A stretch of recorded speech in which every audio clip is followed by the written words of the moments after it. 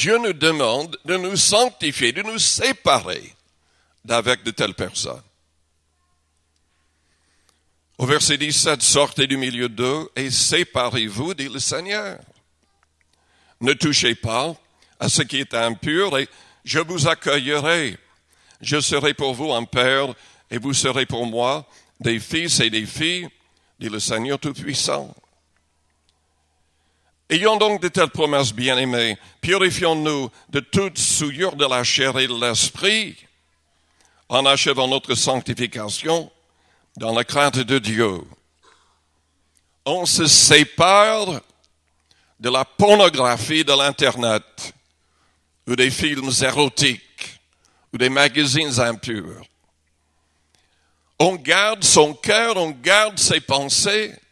Jésus a dit, si un homme regarde une femme pour la convoiter dans son cœur, il a déjà commis un adultère avec elle. Et la Bible dit qu'aucun adultère n'ira au ciel. Aucun. Évidemment, à moins de se repentir et de changer de cœur et de vie. Et écoutez-moi bien. Jésus a dit que le divorce et le remariage constituaient un adultère. Si vous ne vous repentez pas de cela, vous n'irez pas au ciel. Vous n'irez pas au ciel. Et ça m'est égal ce que les chrétiens, les pasteurs, les autres églises peuvent dire, vous n'irez pas au ciel si vous ne vous repentez pas de cela. Oui, le Seigneur est prêt à pardonner, bien que la Bible dit dans Hébreux 10 que si quelqu'un pêche volontairement, cette personne ne peut pas être pardonnée. Cette personne ne sera jamais pardonnée. Évidemment, c'est dans un état de rébellion totale où on rejette complètement le Seigneur et sa parole. Et on n'aura plus jamais le désir sincèrement de se repentir. Vous savez, il y a une nuance dans la Bible qui est difficile à cerner. On voit David qui commet un adultère et un meurtre, mais il est pardonné. Dieu lui pardonne ses fautes. Évidemment, il s'est repenti. Le psaume 51 est sa prière de repentance. Saül n'a jamais commis un adultère. Il n'a jamais commis un meurtre, bien qu'il voulait tuer David. Mais son problème, c'est qu'il a méprisé la parole de Dieu. Il a été rejeté définitivement. Il a fait semblant de se repentir. Enfin, moi, je dis semblant. La Bible dit qu'il s'est mis à genoux devant tout le peuple avec le prophète. Il a demandé pardon. Mais Dieu n'a pas accepté. Dieu n'a pas accepté. Parce qu'il voyait apparemment son cœur. Il voyait qu'il était faux. Il n'a pas accepté. Il a envoyé un démon. Il a retiré le Saint-Esprit. On ne peut pas jouer avec Dieu. Nous devons veiller sur nos cœurs. Qui verra Dieu selon le Christ? Celui qui a un cœur pur.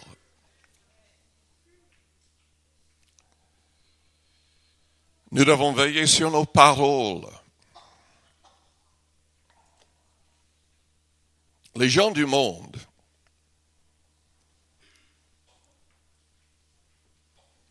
sont de pire en pire avec leur manière de parler. En anglais, aux États-Unis, c'est pire qu'en français. Moi, je trouve en tout cas.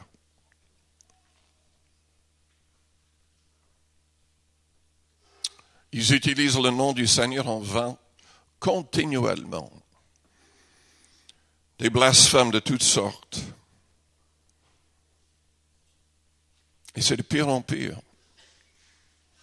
Mais la Bible dit dans Jacques, au chapitre 1er, au verset 26, je vais le lire parce que je ne peux pas le citer de cœur, par cœur. Jacques 1, au verset 26, si quelqu'un croit être religieux, sans tenir sa langue en bride, mais en trompant son cœur, la religion de cet homme est vaine.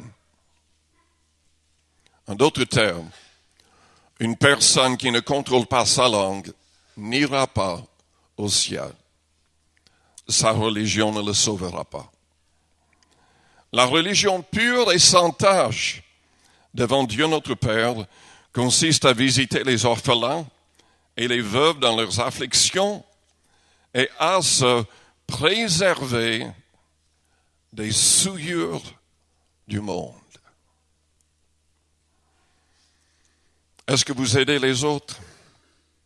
Est-ce que vous veillez sur les autres? Est-ce que vous veillez sur votre langue? Est-ce que vous vous préservez des souillures du monde? J'ai dit que pour le Seigneur, pour le Père Céleste, nous devons nous séparer. C'est souligné à maintes reprises dans la Bible. Le peuple juif n'avait même pas le droit d'entrer dans la maison d'un non-juif. Ils ne devaient pas permettre qu'un non-juif entre dans leur maison. Ils ne devaient pas manger avec un non-juif. Ils étaient pleinement séparés. Et c'était la volonté de Dieu. Nous devons nous séparer. Mais en même temps, nous avons la responsabilité d'avertir quand même les gens autour de nous. Nous devons être prêts à les aider. Dans Ézéchiel, au chapitre 33, il y a un avertissement donné au prophète Ézéchiel qui est valable pour nous tous. Car Jésus parlait de la même manière. Ézéchiel 33, verset 7, « Et toi, fils de l'homme, je t'ai établi comme sentinelle sur la maison d'Israël. Tu dois écouter la parole qui sort de ma bouche. » De nouveau, nous voyons que c'est indispensable qu'on soit sensible à la voix du Seigneur. Est-ce que Dieu vous parle? Oh, il ne va pas parler peut-être audiblement, mais il va parler dans votre cœur, dans votre conscience, si vous êtes à l'écoute. Tu dois écouter la parole qui sort de ma bouche et les avertir de ma part. Quand je dis aux méchants, méchant, tu mourras, si tu ne parles pas pour détourner le méchant de sa voie, ce méchant mourra dans son iniquité et je te redemanderai son sang. Mais si tu as averti le méchant pour le détourner de sa voie et qu'il ne s'en détourne pas, il mourra dans son iniquité, mais toi, tu sauveras ton âme. Jésus l'a dit dans Matthieu 10 au verset 32. Nous devons le confesser devant les hommes.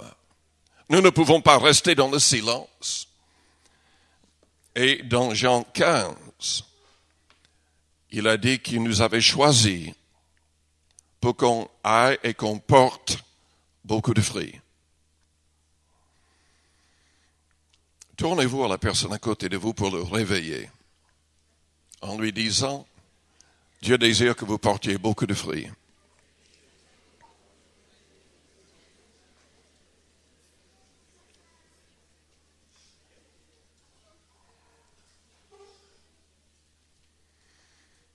Il veut qu'on gagne des âmes.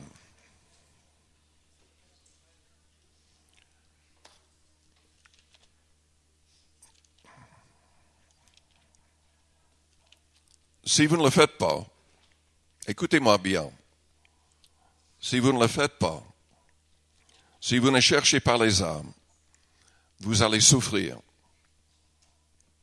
Vous allez souffrir.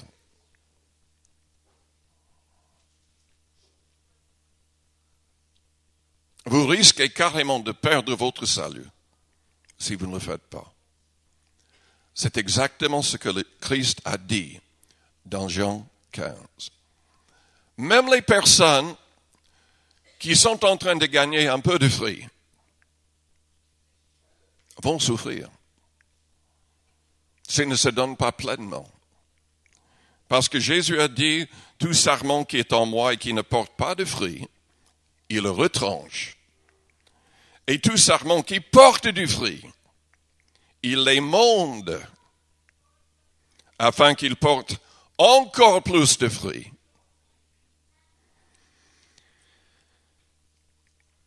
Notre Église a besoin de se repentir. Nous avons tous besoin de nous repentir. Nous ne sommes pas en train de travailler assez pour gagner des âmes. Quand nous avons commencé l'Église, il n'y avait que 40 personnes. Et avant les missions, quand on a invité un évangéliste, un groupe,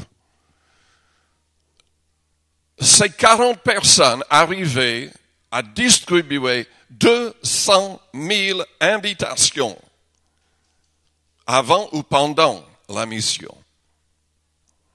Nous n'arrivons même pas à distribuer 20 000 avec les 300 personnes que nous avons actuellement.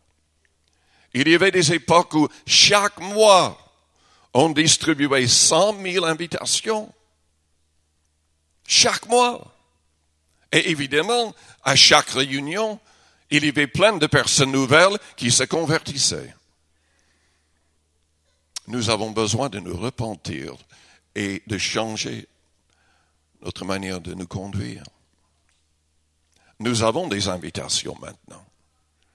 Et je ne les vois pas. Il faudrait que quelqu'un les cherche. Il faut que tous les voient clairement. Je vous encourage à en prendre. Vous pouvez les mettre légalement dans les boîtes aux lettres. C'est interdit. C'est contre la loi aux États-Unis. Et peut-être un jour, ce sera contre la loi ici. Mais vous avez le droit légalement de les mettre dans les boîtes aux lettres. Donc, faites-le. Faites-le. On ne peut pas les distribuer dans les métros, les bus, etc. C'est contre la loi.